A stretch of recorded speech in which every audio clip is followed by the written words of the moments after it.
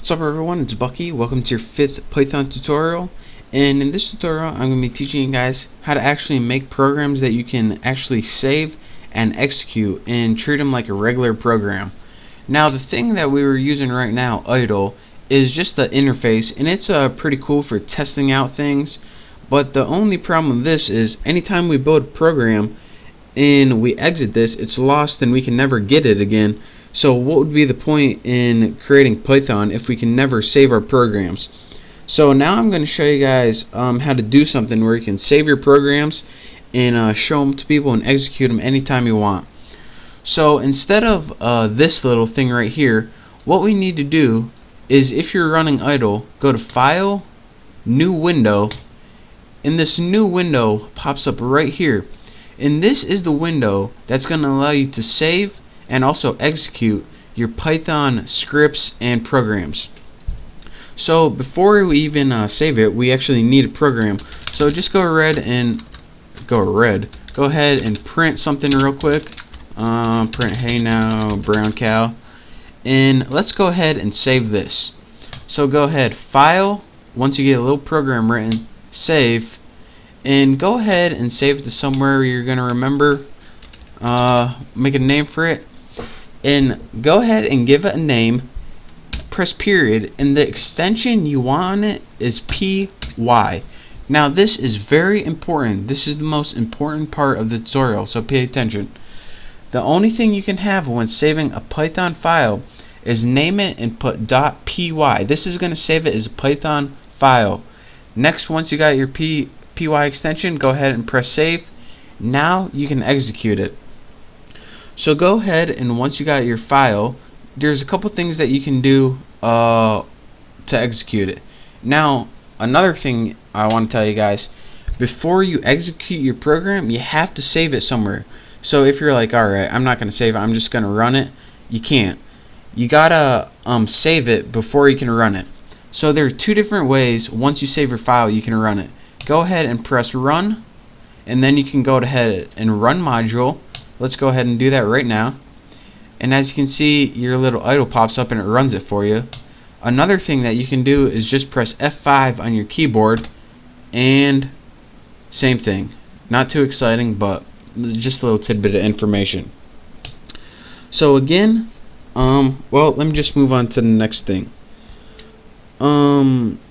Let's go ahead and add a little bit more to our program, and instead of this, let's go ahead and set a variable, and let's make it do something useful like x equals raw underscore input. And I'm doing this because I want to show you guys that it can actually be used as a regular program. So let's go ahead and make it input. Let's have something like enter name semicolon, and on the next line go ahead and print out hey, and then it'll print out, put the plus sign and then X. And what this program is going to do is have you enter a name, store an X, and then it's going to print hey and then your name using this. So copy that, and I'm going to show you guys how to do something right now. First thing I want to show you guys is if you try to run this without saving it. So I'm going to go ahead and press run module, and it's going to say I don't think so, Bessie. This must be saved before you can even run it. So go ahead, press OK to save, and then it runs. So that's what happens if you try to run your file without saving it. So you're going to go ahead and enter your name, my name Bucky, press enter, hey Bucky. And this is why creating it in a separate file is useful. Now we get to actually make a regular program instead of just seeing all the code before. And this is actually an application that can be useful to someone else besides ourselves. So that's one thing that you can do with it.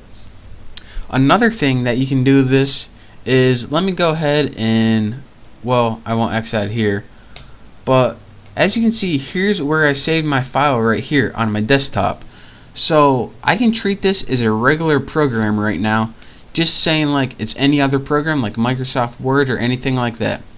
So the way you do this is just double click it like a regular program, And let me double click that, and bam, look at that. We just had a regular program that we created. So let's go ahead and put enter name. Let me put Bucky, and whoa, what just happened? What it did was it executed, but it happened so fast that we couldn't see it. And I'll tell you guys why. Because what this program does is, and this is gonna, I'm not just telling you that you, hold on, let me get my thoughts together. I'm not just telling you guys this for fun. You guys actually gonna need to know this. What this program is doing is it runs this, and then it runs this, and once it gets done running and everything, it's like, alright, I did my job, see ya, I'm leaving. It did exactly what we tell it to, but not what we wanted it to. So what we're gonna need to do now, and what we're probably gonna need to do for the rest of these tutorials, is add another line of code, and that's raw underscore input. Now in your parameters, we got to give them a prompt. Press enter. And what this is going to do, let's go ahead and remember, save it. And what this is going to do right here, once I put these around, now I got to save it again. Oh, so much work, so little time.